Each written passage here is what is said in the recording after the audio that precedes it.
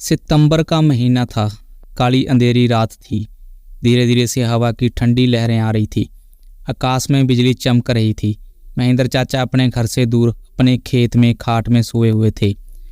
उनका खेत गांव के तालाब के पास था। बारिश के कारण तालाब पूरा भर गया था और खेत में घास भी ज़्यादा हो गई थी। उसके कारण अंधेरे में यह सब ज़्यादा डरावना लग रहा था। उस तालाब के किनारे आम के 6-7 बड़े पेड़ थे। आम के पेड़ की डालियों की आवाज़ भी काफ़ी डरावनी लगती थी। अचानक खेत में बंधी हुई भैंसों ने चिल्लाना शुरू कर दिया। महेंद्र चाचा को पता ही नहीं चल रहा था कि आखिर ये भैंसें ऐसा क्यों कर रही हैं। उन्होंने लगा कि शायद ठंड के कारण ये भैंसें ऐसा कर रही होंगी, इसलिए महेंद्र चाचा के खेत में चिमनी जलाई। उस चिमनी के जलाने से महेंद्र चाचा की नज़र उनके खाट पे पड़ी। उन्होंने देखा कि एक स्त्री उनकी खाट पे बैठी हुई है। ये देखकर उनका शरीर डर के मारे कांपने लगा।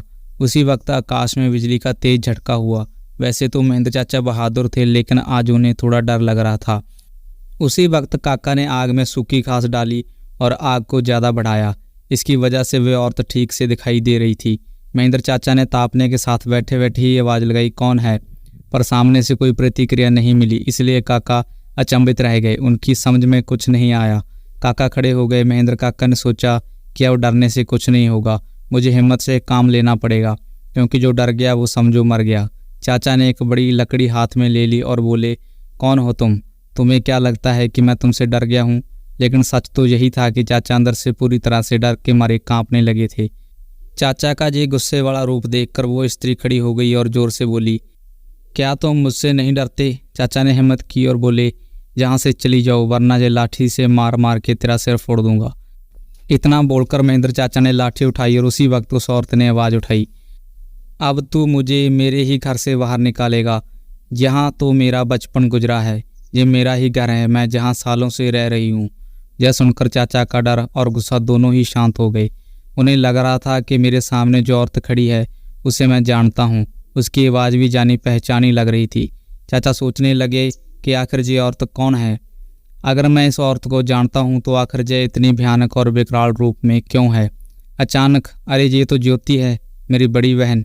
बचपन में मैं और ज्योति साथ में ही खेत में चारा काटने का काम करते थे। अब महेंद्र चाचा को पूरी बात समझ में आ गई। यह ज्योति के बचपन की बात है।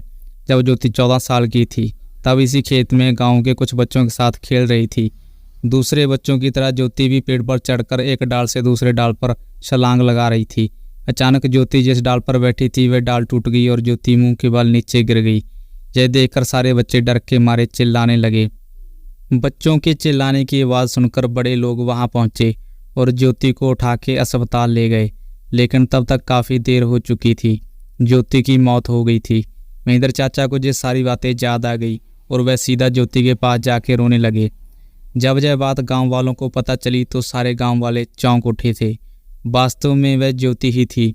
गांव के एक बड़े बुजुर्ग ने कहा कि जब ज्योति की मौत हुई थी तब वो एक बच्ची थी, इसलिए उसे बालक समझ के उसे दफनाया गया था। लेकिन वास्तव में उसका अंतिम संस्कार करने की ज़रूरत थी, इसीलिए ज्योति की आत्मा आज तक भटक रही है। महेंद्र चाचा ने तुरंत ही ज्योति को जहां दफनाया गया था वहां से उसे निकाला। किसी की भी हिम्मत नहीं हो रही थी कि कोई उसके पास भी जा सके। उसी वक्त ज्योति की आत्मा ने गांव वालों के सामने आके कहा कि हाँ, आपकी बात सही है, मैं मर चुकी हूँ। आप लोगों को मुझसे डरने की कोई ज़रूरत नहीं है। मैं अभी भी इसी गांव की बेटी हूँ, लेकिन मैं आज तक भटक रही हूँ, मुझे मुक्त कीजिए। बाद में महेंद्र चाचा ने ज्योति के शव को अग्नि संस्कार किया और उसकी आत्मा को शांति दिलाई।